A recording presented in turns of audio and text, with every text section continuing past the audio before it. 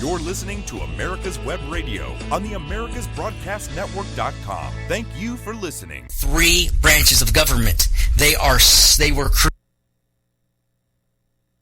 Good morning and welcome to America's Web Radio, and we appreciate you tuning in to David's Pick. And as we started doing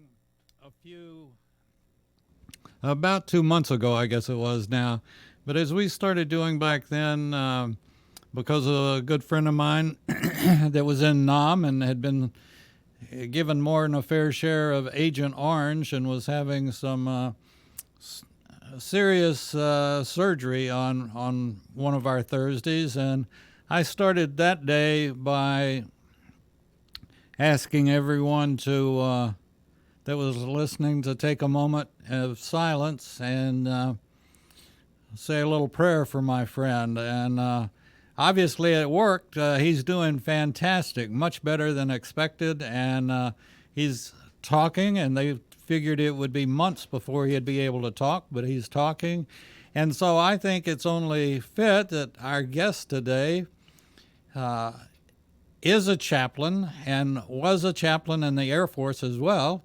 And we've got Pastor Mark Beatty on today visiting with us. And presumptuously, I asked Mark if he would mind just starting the show with just a few moments of what chaplains do best, and that's pray. And I've got a chaplain story as well. I know how powerful they are. So with that being said, here's Mark. All right. Thank you, David, and thank you for having me as a guest today, too. I appreciate the honor. Let us pray. Lord God, we give thanks for this day that you have made, that we rejoice in. I also give thanks for your love, for your freedom. I give thanks for all the veterans who have helped give us this gift of freedom that you also so freely give to us. I pray especially now at this time for our nation. I pray for our world. I pray for all your children. I pray for all those who also need your healing touch at this point in time. And may your Spirit touch each of us this day and bring us closer to you. In your most holy name I pray. Amen. Mark, thank you. So, let's dive right into it. You're the senior pastor at Holy Trinity Lutheran Church in Marietta, Georgia, on Sandy Marietta. Plains Road. Yep. Great. And you also served as chaplain in the Air Force.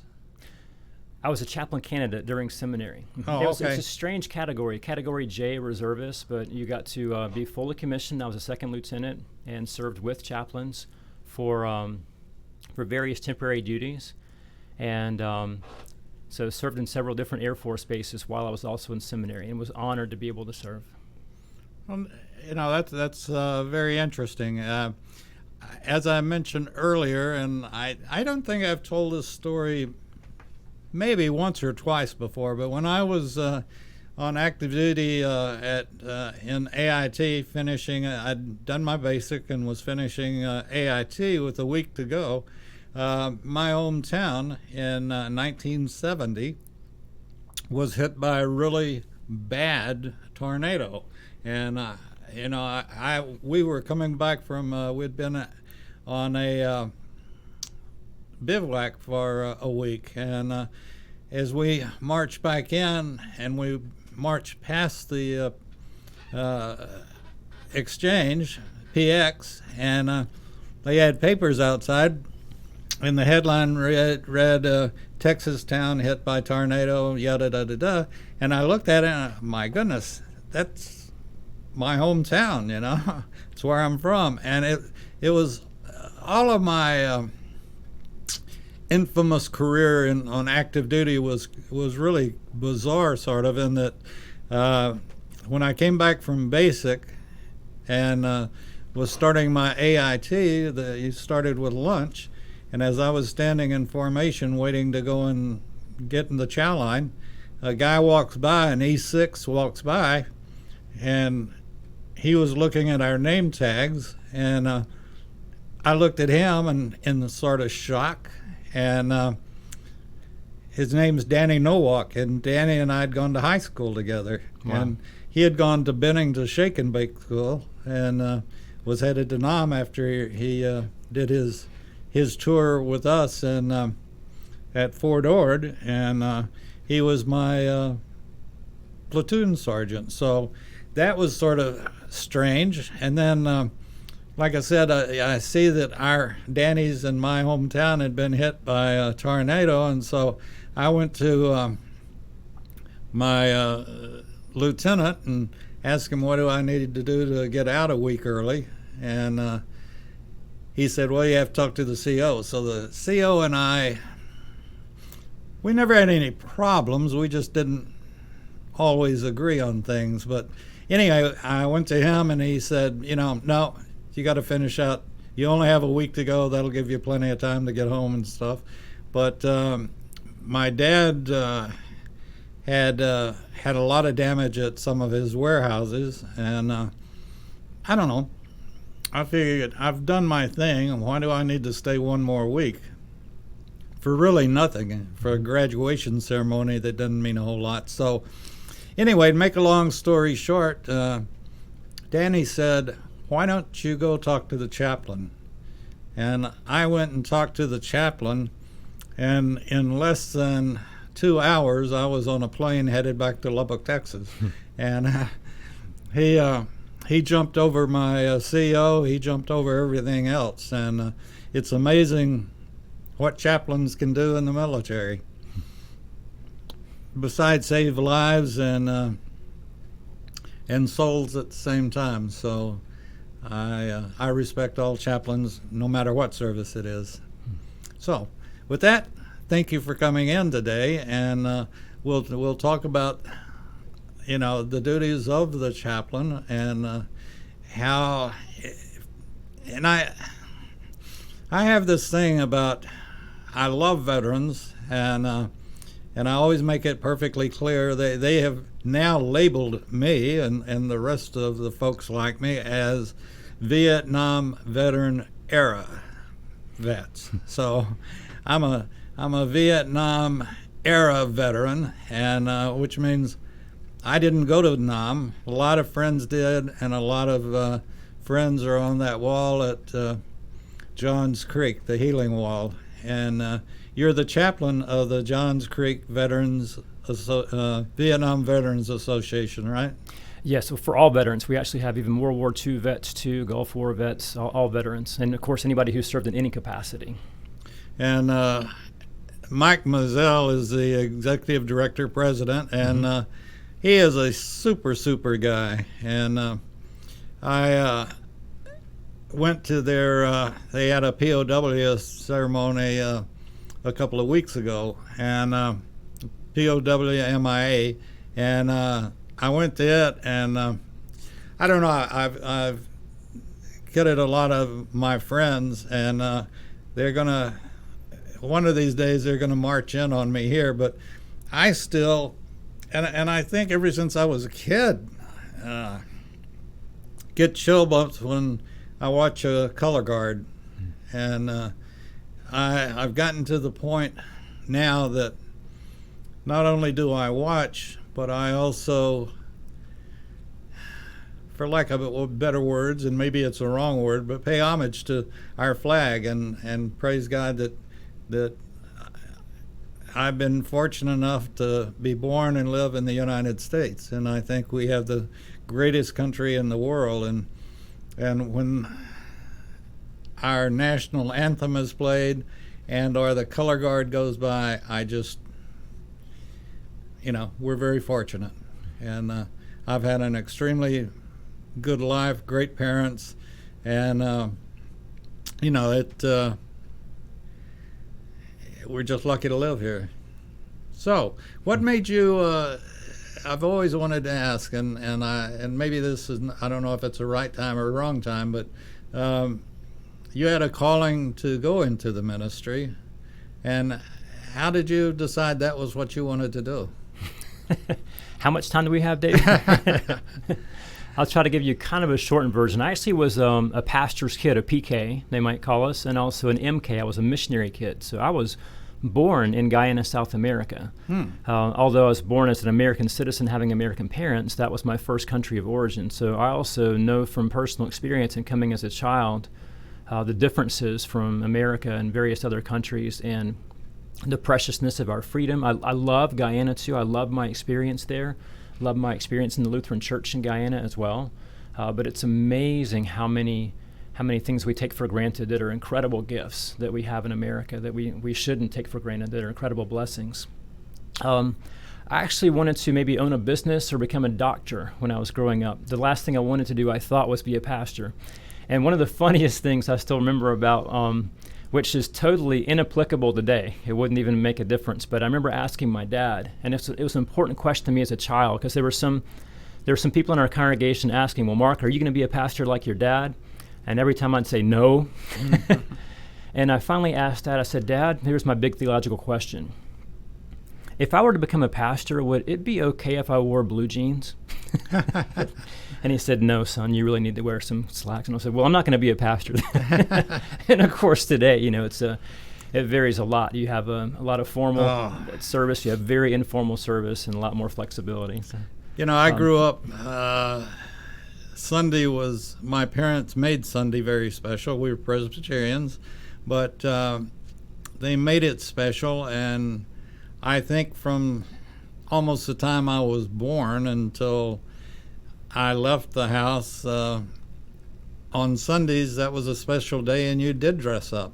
Mm-hmm. And quite frankly, this is only my personal opinion, but I liked the formality, and I liked all the good-looking ladies that had pretty dresses on, and back then they wore hats, and they had some beautiful hats, and it was just,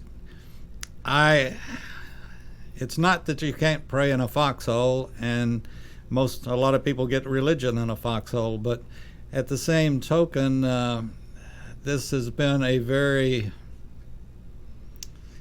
I don't even want to use the word interesting. It's been something we've had to accept. Obviously, the teleministry that everybody's been going through since we couldn't meet at church, and with the pandemic and so forth. Mm-hmm. And a friend and I talked about the fact that we'd still like our minister.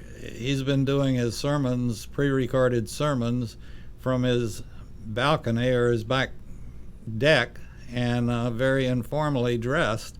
And he could have been in church doing them just as easily, and in robe and everything else, and make you feel more like it was the service that we're missing. But that's I'm old time, right? Well, that's actually what we've done from the very beginning, and for the same reason that you had mentioned, David, about that connection.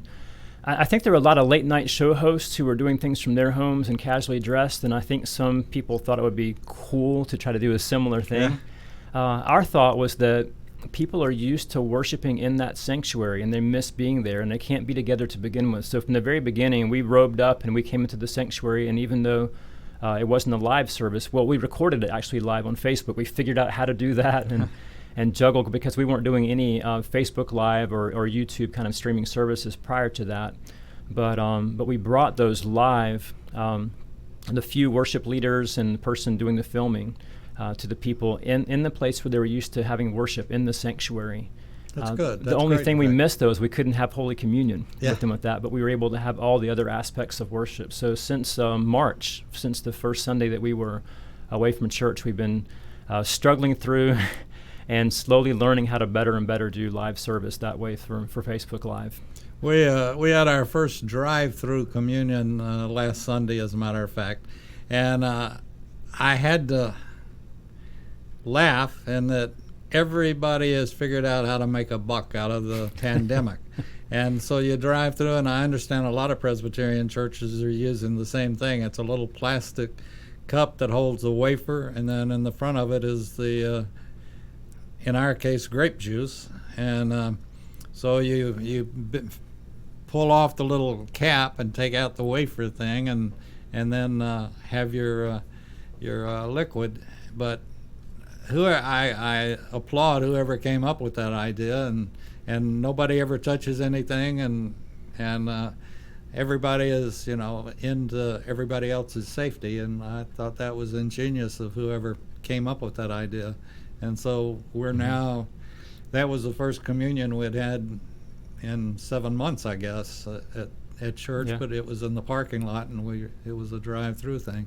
It's creative, but I hear from all those, and we haven't used that ourselves. We have actually still had communion with gloves and sanitation and all this, and from a distance, we've put the tray down and said, the blood of Christ shed for you. We have gloves for receiving the bread when we have had communion in person. But the one thing I think the genius who developed this needs to do is have the packages that open better from what we've heard. And it's hard to get into the elements that way. But it's, and I, and people think I'm crazy when, and as we talked on the phone, I am old school and feel like everything is for a reason and a purpose. And one of the biggest things that I'm extremely think we're all blessed that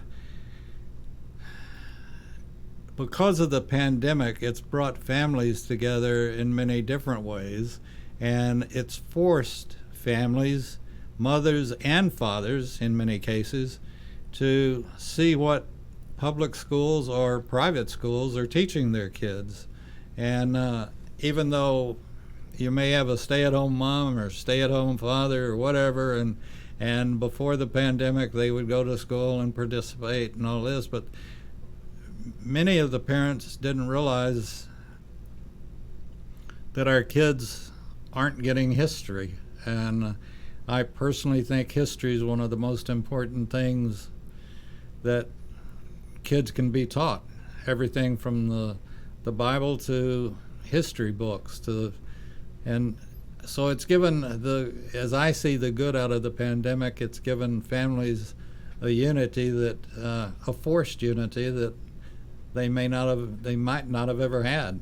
And so I see it from that standpoint as a positive. Yeah, actually I preached on that not too long ago about some value of history as we've come to a place where so many people are throwing away history or just not having the same degree of respect for it or reinterpreting entire histories as if every single person is the expert on that. And it reminds me for Lutheranism, too, of the Reformation that Martin Luther began to begin with, and we still celebrate Reformation Sundays each year as well in the Lutheran Church. But the way we talk about it is that we are reforming with ing, not reformed. So we don't just live in that history and keep turning back to the way things were. We actually essentially have one foot solid in that history, and for us in the church, we'd call it our salvation history. For all the saints who have gone before us, all the prophets, when we look at Christ, when we look at everything that's come up to this point, and the value of the Holy Spirit that has worked through that Word of God, both in Scripture and also in the lives of all the people who have come through, and the very Son of God, too, being with us here on earth. We have all that history, and it's so rich. And at the same time, God is doing a new thing right here and right now this day and is continuing to be that creator God, even in the midst of this. So we also have 1 foot forward, which is kind of what faith is all about, right? Is going into that new, different time, not knowing everything about what's going to happen, but trusting that God is there. So that's part of our walk, to have that 1 foot solidly in history and 1 foot solidly forward. And I think right now we're losing that back foot a little bit, and that's losing our foundation. It's losing our grounding somewhat. So we direct the show basically at military. You were a chaplain in the Air Force, and I know when I was on active duty, and we generally had a priest, but he practiced everything. He gave Jewish services. He gave not only Catholic but Protestant services as well. And how do you learn, or how do you go through the training to be prepared to comfort any and everybody, no matter what their religion is? I went through a chaplain school, abbreviated version for that Chaplain Candidate program, and there were other chaplain candidates there too, from various faith backgrounds. And I remember one of the things we did too is we shared in the group, we did a lot of studying, but also shared some of our personal faith stories and from our denominations or from our backgrounds too. And they told us to try to be as ecumenical as possible, to try to have as much that you can see. Obviously we have differences, but to look to as much as you possibly have in common. And they encouraged us for those things you do have in common to be able to share. And that fit really well for our ELCA Lutheran sense of philosophy too. We're a very ecumenical denomination. But for those things that really go against your sense of conscience or that will not be in resonance with your faith, they said you absolutely do not ever need to perform a task that way. So we had both to encourage to do all we can, but never to go against our conscience. So I loved that model. In the Air Force and the military for that. That gave me the freedom to reach out to so many people, Christians and others. And I think there's so many things that we have in common too, as children of God together that we can share. But for instance, the only services I ever led were Christian services. I wasn't called to lead a different service. I think an Islamic service would be a really tough thing for me to try to pull off, and I don't think people from different faiths would want me to try to attempt that anyway too. But I could minister to, I could be a chaplain out on the flight line to anyone, including a Muslim, including someone who's Jewish, someone who's Christian, someone who's atheist, and had no problem doing any of that. And I love that service too. It was just a little taste of Christendom again, I guess. Now they talk about sometimes like as if we're living in a post-Christian society, where instead of the church being a center among other centers in the community, that it's more in the fringes now again, as far as respect, as far as centrality in people's lives, various things. But in the military, a chaplain had a core part of that whole community. And even for those who weren't religious, there was respect for chaplains and appreciation for chaplains. We were seen as someone who would go to help and be there for the sake of that person, for the sake of the morale, for the sake of the unity, and would deal with various other issues too, alcoholism, other struggles, various home domestic issues as well. So you had those sergeants or those commanding officers who would really appreciate a chaplain coming in, because when the chaplain would come in and deal with someone, the hope was that you get people back on board, you help lift them up. You're there for them in a way that helps them to function again. We've had a number of veterans on, men and women, and one of my favorite was Donna Rowe. I don't know if you know Donna or not. And I want to mention too the fact that this is David's pick as far as the show goes, but it's also a show of respect for a gentleman named Rick White, who is a retired colonel, and he's the director of the Georgia Military Veterans Hall of Fame. And Rick is a wonderful, wonderful man and a wonderful Christian, I might add. But, I was kidding Donna when she was in that I asked her if she considered herself hot lips. And, so many people, everybody loved MASH, and the chaplain of Father Mulcahy, and everybody loved the chaplain. Everybody loved Father Mulcahy, and I think a lot of attitudes were formed about this is the way the military was, which in reality wasn't. But I said many times now that I will be doing something, and maybe it's my age and I'm just getting old and have Alzheimer's or whatever, because you can remember the past, but I'll think back of something that we were doing, and I'm doing it, and I'm just, why in the world do they have us doing this? This is the craziest thing I've ever, this is stupid. And then you'll realize 70 years later that, everything in the military has a purpose. And I think one of the biggest purposes in the military is the chaplain. And we have chaplains because of our foundation, and our country was was based on religion, and it only makes sense to have chaplains in the Army, Navy, Coast Guard, Air Force, whatever it happens to be. And the purpose that a chaplain serves in the military is incredible. He or she, and I guess now they have she chaplains. Absolutely. Women chaplains, yes. Women chaplains. And when I was there, too, we had female chaplains with us. They were great. Yeah. But, somebody that you can always go and talk to. And my first pastor at St. Luke's Presbyterian here, I say my first when I moved into Dunwoody, but he had been a chaplain. And Moss Robinson, I could just see him taking it to the hilt as far as, and some chaplains do and some chaplains don't, just like we were talking about dress. Some of them take that those 2 bars as meeting their combat ready, but and they'll have their patent leather jump boots on and their starched uniforms that most people could barely walk in, but it's whatever the chaplain wants to do. But I have all the respect in the world for them and the job that they do. So, like I said, we need to take a break here, but we're just going to take a break. I assume that you've probably been down to the Georgia Military Veterans Hall of Fame, and I need to go, actually. Oh, yeah. Well, yeah. For shame, you got to go.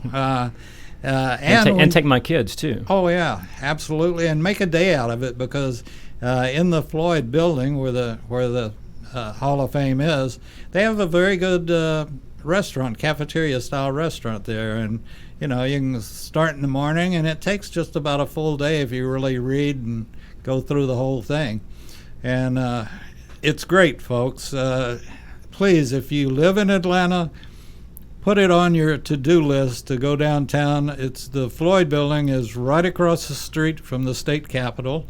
It's easy to find, and they're not open on the weekends. They're only open Monday through Friday, so make sure that you're going, Monday through Friday, and call and check on their hours of operation and so forth. But it is just absolutely incredible, and they'll be having an indoctrination ceremony November the 7th down in Columbus, Georgia, is where they always have it. And like Rick says, bring your own box of Kleenex. By the time you've heard some of the stories and some of the things that our veterans have gone through, and then our Georgia veterans have gone through and are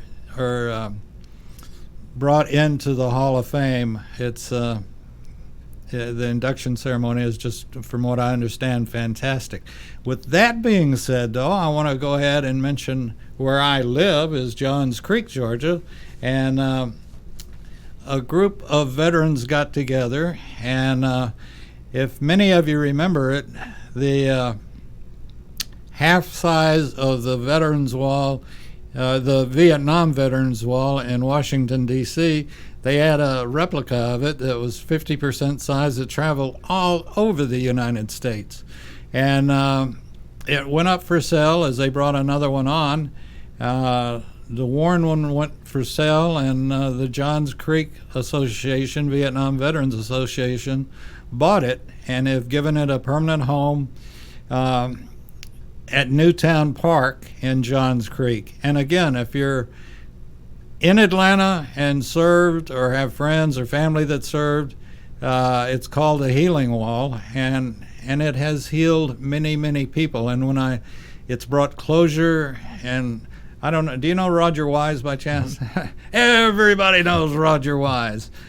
In fact, I don't know anybody that doesn't know Roger Wise, come to think of it. But anyway, Roger was at the wall, and he tells the story about a young man that looked up at him and said, "Are you Roger Wise?" And he said, "Yes." And he said, "Well, I met my father for the first time today." And he had his mother was pregnant with the son when his father went to Vietnam, and never saw his son and didn't come back. And so he found his name on the wall and was doing the scratching on, the imprint on the paper and stuff. But the nice thing too is they're about to put up a kiosk at the park that will tell you. You put in a name and it'll tell you where it's located, so it'll be easier to find your family or your friends that gave the ultimate sacrifice.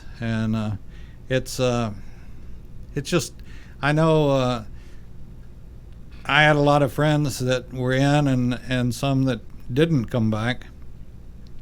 And when I went to D.C. and went to the wall there, it was, I don't know how to describe it. It just, there's a feeling that overcomes you with how thankful I am and how thankful we all should be for our veterans and the people that raised their hand and volunteered to protect and defend. And our Constitution, which I feel is the second most important document ever written, and I marvel at our forefathers and their foresight and their ability to understand men's minds. And it's lasted this long, and I hope it lasts 10 times this long. So anyway, so you're in the military, you're an Air Force chaplain, and did you have family when you were in? Yes, I was married by that time. I've been married 25 years now to my wife, but didn't have kids as of yet. But I loved that time in it, and I still miss it too. And you were talking about my sense of call too. All I gave you was the blue jeans so far, but I'll give you a quick snippet. I was working as a hospital social worker. I had a master of social work also from University of Georgia and was considering becoming a doctor at that point. As I told you, I was thinking about going in business or being a doctor. I was even taking pre-med chemistry undergrad while I was finishing my master in social work because I'm a glutton for punishment. I gather. But I was really considering going to be a doctor. I was in a training hospital in Charleston, South Carolina, Charleston Memorial, working with residents and others, so I got to see medicine behind the scenes. And I was doing social work there too. And so much of what I was doing in the ER and the pediatrics and even in the psychiatry unit, although we did see some good change in the psychiatry unit though too. But a lot of the things I did as a social worker were such Band-Aid kinds of things. And working for a county hospital, it was so hard to know how to be able to talk about God. And I felt so handcuffed in lots of ways. And my call kind of came in the stairwell. The stairwell in the hospital is a place that nobody else wants to take. They want to take the elevators, and it's busy everywhere else. But the stairwell often was very quiet, and even whispers would echo. And I would just talk and have conversations with God, sometimes in between some tough cases in the stairwell, going up and down. And that's where, up to that point in time, I'd had lots of people in my life to say, perhaps you should consider being a pastor, but it hadn't been internal. And that was a point in time where it really became internal as well, and I felt that sense of the Spirit calling. And I think it's the same heart that would have taken me into medicine as well, but I just wanted to be able to share so openly about God and to have that be just an integral part of who and what I was and would be. And that's what I love about chaplaincy too. I love going in the Air Force, and as a chaplain candidate and serving under other chaplains, I could go in with an airman basic, for instance, who'd just gotten out of high school, just starting out. We have our time together alone. I love the respect of all the different ranks and different things too, but in that time, the ranks are off. I'm not an officer anymore. I'm just a chaplain with that person there. And then exactly the same thing is true for little lowly second lieutenant and the base commander. We go behind the scenes, and he wants to have a prayer to start the day, and he's really been struggling with some different things with family and with the direction for the base and what to do. And here I'm hearing all these things that would never be even whispered outside of that room. But he gives me the honor and the beauty of sharing all that, to be there with him as his chaplain and to pray for him and to lift him up. And then everyone in between that way. In my master in social work, I focused a lot on counseling. I did an internship for a year of counseling, so I learned all kinds of open-ended questions to ask. And do you know how many pastoral open-ended questions I asked in my 3 different summers as an Air Force chaplain candidate? I was at Eglin Air Force Base, I was at Pope, I was at Charleston. Guess how many open-ended questions I asked? No idea. Zero. Okay. I never got to one. I would go out in the flight line, visit different people, and start talking about their toys, that they're working with. And I had a great interest, in the mechanics of it and everything. Just started talking about what they were doing. And then once I had showed an interest and we started walking through, and they knew, and again, some of them had never set a foot in the chapel, right? But they knew that a chaplain was there for them, and in a confidential way too, in a way like no one else. It was a beautiful, special thing.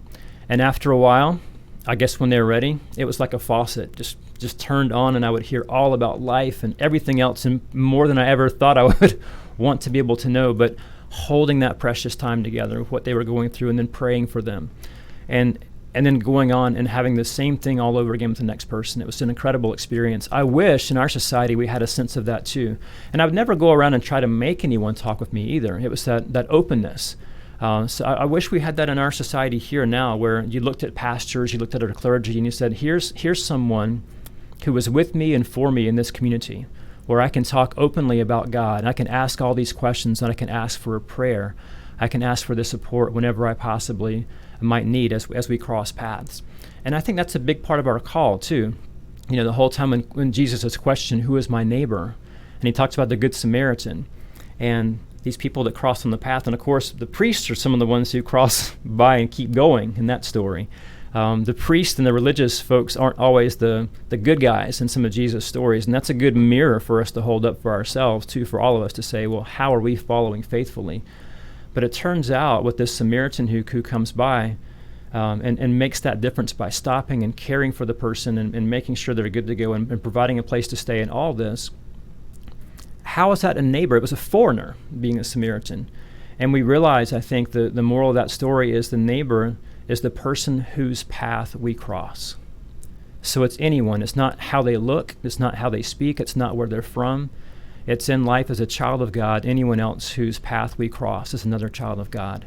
And I think if we looked at each other as children of God that way, here in our country today and in our world today, and if we treated each other that way, a lot of the things that are divisions and hurts and brokenness could have first steps of healing for us. Interesting. It's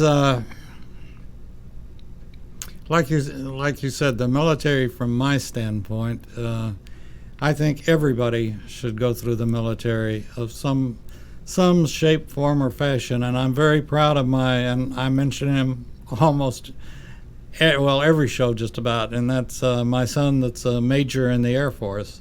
And he loves it. He and his wife have seen the world because of him being in the Air Force.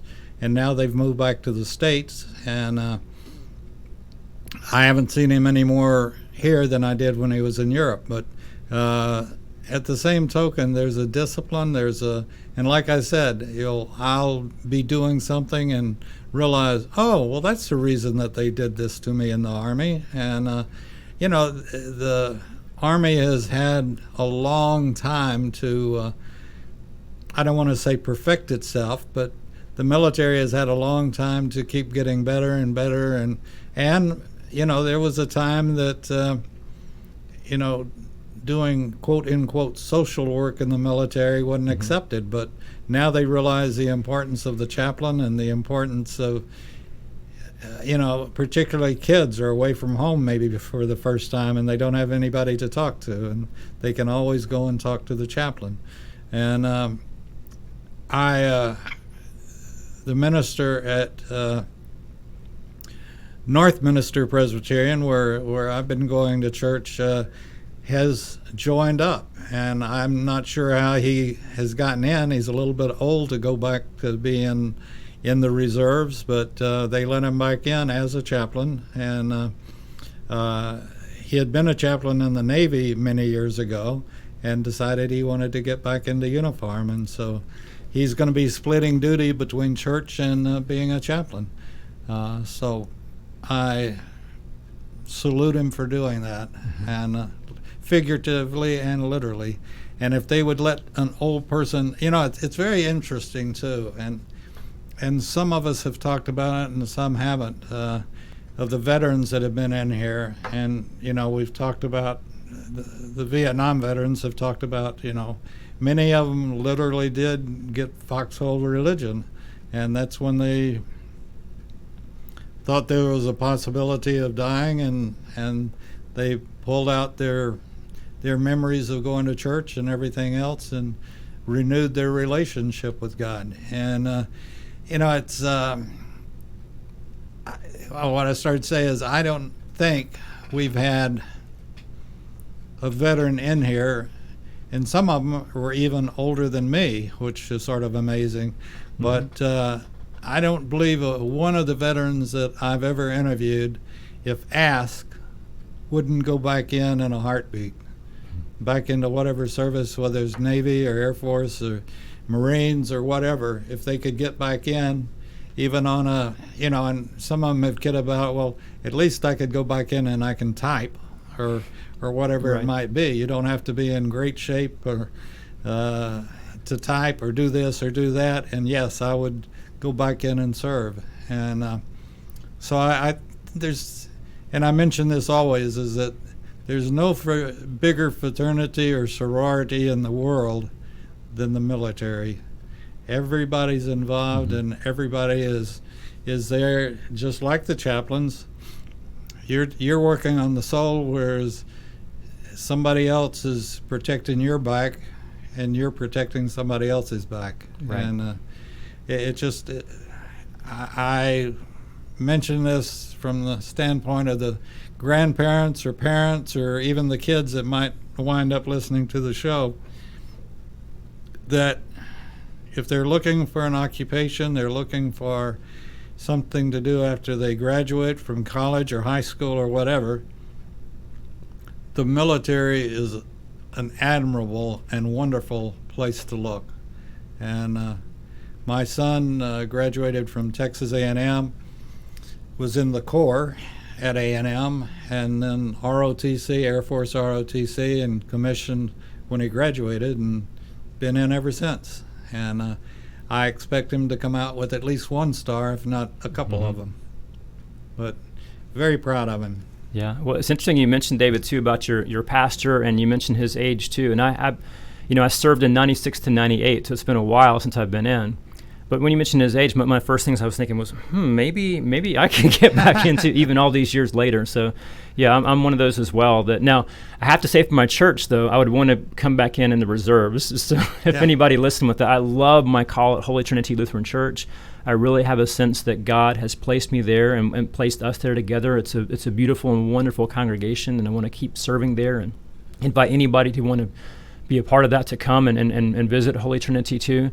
But as far as the military, it's very tempting even to think about that as serving in the reserves again. So yes, for anybody who is who's growing up now, and especially if you've heard different things too, you may not have heard as many positive things. I don't think any institution that we have is a perfect institution, of course, but I really had a sense of camaraderie of people from various different backgrounds. Chaplains too, we're a team, even those of different faiths. We understand that we have this respect and this honor for the freedom of religion here in this place, which is a beautiful, beautiful thing in our country, for all those to be able to safely practice and to have a space and a place to be able to do that. And we understood that we were different teammates, almost like this is for me as a Christian, but we were like different parts of the same body of Christ. We had our different skill sets, our different calls. Some of us were like hands or feet of the different body of Christ, but different parts of the body, but we were all conjoined together.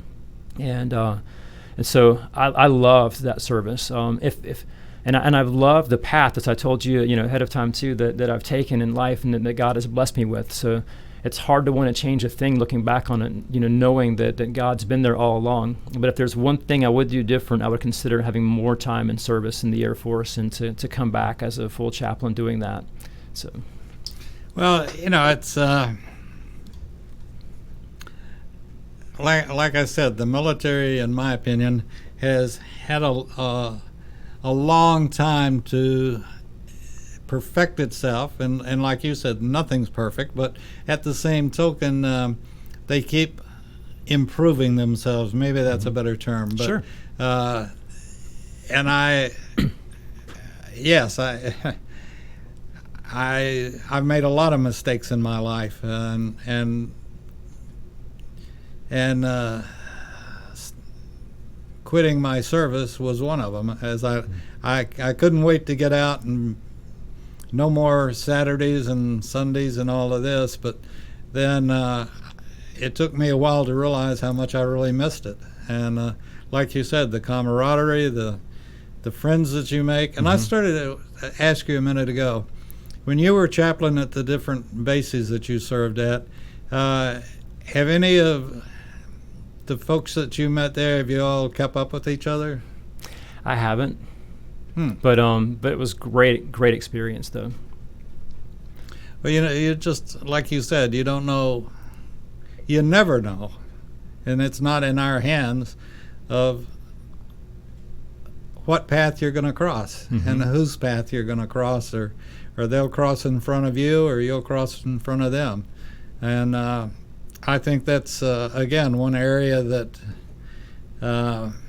my absolute best friend, we met on the steps of our reception barracks in Fort Ord, California. And that goes back 50 years ago, as a matter of fact. Wow. And we've stayed friends and talk weekly at least, and discuss everything. But it's just any of the services, any of the branches are fantastic opportunities to do whatever you want to do, from engineering on up and down the gambit, and it gives you the opportunity. If you don't have the money for college, you can get the money for college in the military. And I don't, like I said, I'm a Vietnam era, and that was, they were using real bullets, and you had friends that were dying, and that for a young 18-year-old is hard to understand sometimes. And so 5 years later, I went one way, and in some ways I regret it. Other ways, that was the way I was meant to go, I suppose, and I accept it as that. But the military, if you're thinking about it, or you've got a son or daughter, please mention the military to them, and take them down to the Georgia Military Veterans Hall of Fame and let them see what real heroes are like, and read all the stories. They're great. So we're going to be winding this up in a few minutes, but is there something particular that you'd like to tell us, Mark? Well, how much time do I have, Dave? You have about 6 minutes. 6 minutes, okay. Well, I wanted to share, if I can, I'll try to pull it in really quick, 9 things, 9 single words that could change the world or change our country. And the first is love. And when I speak of love, we have such misnomers about what it is. I'm talking about that agape kind of love, the other-centered love beyond oneself, the kind that's self-sacrificial that Jesus did, the kind that Rick White talks about too, John 15:13, greater love hath no one than a man lay down his life for his friends. This is the kind of love. If we had more of that kind of love in this country now and in our world, I think incredible things could happen. The second is we look a lot for happiness, I think, but happiness is overrated. Happiness is always based on external stuff. I'm happy because I got this raise, or I'm happy because I got this vacation or this car. And we forget the incredible beauty of joy. My grandmother had joy so much in her life, even after she was in her 3rd, 4th rounds of chemotherapy with brain cancer in her 80s. It eventually, she was so strong too, the cancer eventually took away some of her strength physically, even took away some of her memory and mental capacity at the end, but it never took away her joy, nor could it. And I think that is what we need a lot more of too, is that sense of joy, because joy is regardless of what happens around us. That's why it's so powerful. It's not contingent on things like happiness is. We can be happy because we have joy, although, and it's a powerful thing. And then peace, we talk about the military too. And I don't mean peace as in a ceasefire, for military terms. I mean that true, lasting, deep peace, the kind of peace that passes all understanding. As Jesus talks about, if we have that sense of peace inside too, there are a lot of reactive people right now that are anything but at peace within themselves. So how could they be at peace with anyone else? Peace is an incredible gift we could have. And then people are so reactive immediate too. We think about, the MTV idea of just to have very, very short attention spans. But MTV, compared to today, that was way long attention compared to where we are now. We really could use more patience, and we need more kindness. Our church is just going in a program too that's called Continuing the Culture of Generosity. It's our stewardship program, and Holy Trinity has lots of things like Habitat for Humanity and Must Ministries and ways we reach out and we try to be generous to give.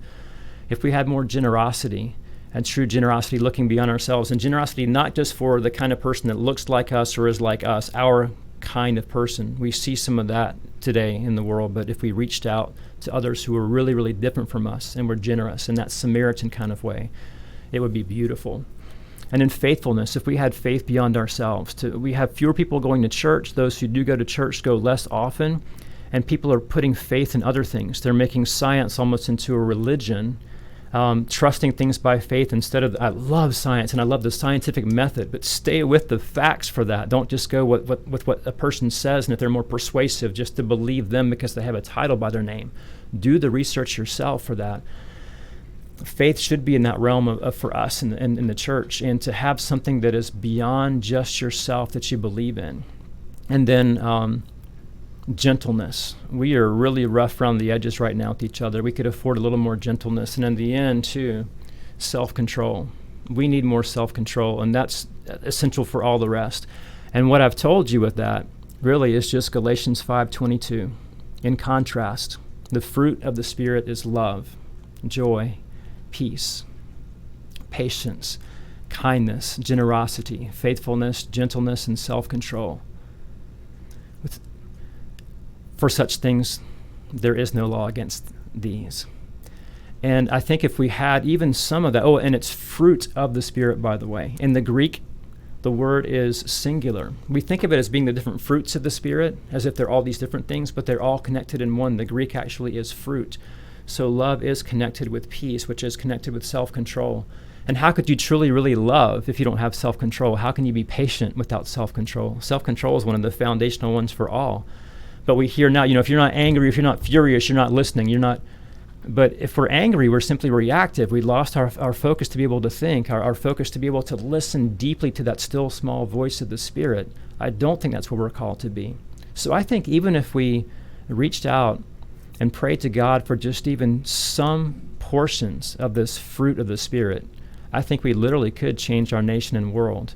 And I do think we have a wonderful nation, but we are, as you have said too, it's a really tenuous time. It's a threatening time for where we will go going forward. And I really hope that God will be in the midst of this, because I think that God is our glue that brings us all together as children of God from all backgrounds, no matter who we are. And I think the fruit of the Spirit is a path for us to be able to do incredible things. And for me, I think the future is really, really bright if we're looking at that. So that's my quick preaching for us today. It's the fruit of the Spirit, Galatians 5:22. Yeah, and there, I guess what you said about no greater love hath man than to lay down his life for his friends, and followed by, I choose you as my friend. And this is the thing that you really do learn in the military, is quote unquote who your friends are, and I can't say enough about it, and invite everybody to come out to the Healing Wall in Johns Creek in Newtown Park. It's open daily.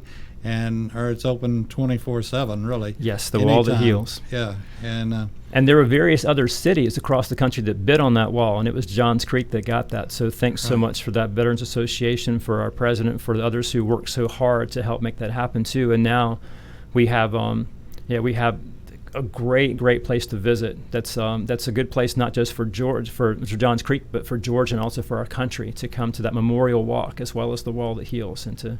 Right. And it's open for anyone to come see. And it's, you look at the 58,000 names, I believe it is, 58 plus thousand names. And these are the people that have made our country great, and they gave the ultimate sacrifice. And you have to be humbled by going and walking and passing name after name after name of those that love their country so much. And to me, and this is as a Christian too, it is Christ-like what they have done, to lay down one's life for one's friends. And Jesus had said that knowing that he would be doing that very thing eventually on the cross. And those veterans who have done that have done that very same thing, to lay down their lives for their friends. So when I see and think of them and remember them, I'm thinking of Christ-like children of God and their sacrifice. Well, Mark, I want to thank you for coming over. And if a person wants to get a hold of you, your website, is that the easiest way to do it? Sure, that would be great. And thank you so much again, David, for having me. It's holytrinitymarietta.org is our website. We're on 2922 Sandy Plains Road in Marietta. And I love our congregation. I love God, and I'm glad for anybody, any child of God, of any background, to visit anytime with us. And if you're a veteran, come to the Johns Creek Veterans Association. Come visit us in one of the meetings. It's a great group. It is a great group. And okay. So you've been going to Johns Creek. You're the chaplain at Johns Creek, and I ask all of the veterans that come in here one really tough question. So I hope you're prepared for this. We'll see. Can you name one veteran that you know that can tell only one story? No. Every veteran has how many stories in the back pocket? A couple of hundred, or who knows how many, but I can guarantee everybody that there are no veterans that only have one story. And if you really get in a situation of one-upsman, you put about 6 veterans at a table, and one will start with one story, and then another one will make it a bigger fish, and the next one will make it even a bigger fish, and then all of a sudden you've got a whale on the table. Right. But that's the love of being a veteran and having veterans as your friends. We had a bomber, World War II bomber pilot on the other day, and his stories were great. He was one of the first over Nazi Germany, and Berlin, as a matter of fact, and just great stories. So anybody that's listening that's planning on being on the show at some point, you think about it and you find me one veteran that can tell only one story, and we'll have him on too, or she on too. And that's something else that I like to point out, is that the women, both veteran women as well as, and I look at them as veterans too, the women that stayed behind when the man, or now it's even the woman, that the man may stay behind while the woman goes to battle or goes into the military. But women have always played such a wonderful role in support of their husbands, support of our military in one shape, form, or fashion. Yeah, and David, in our memorial walk there at Johns Creek, we have one section devoted just to the women who have served in the military as well. So if you come visit that. Well, with that, we're going to close it out, and we'll be back next week with another veteran. And want to thank Mark one more time, and look forward to more from America's Web Radio as we continue to expand and give you more and more. We'll be back next week. You're listening to America's Web Radio on the AmericasBroadcastNetwork.com. Thank you for listening.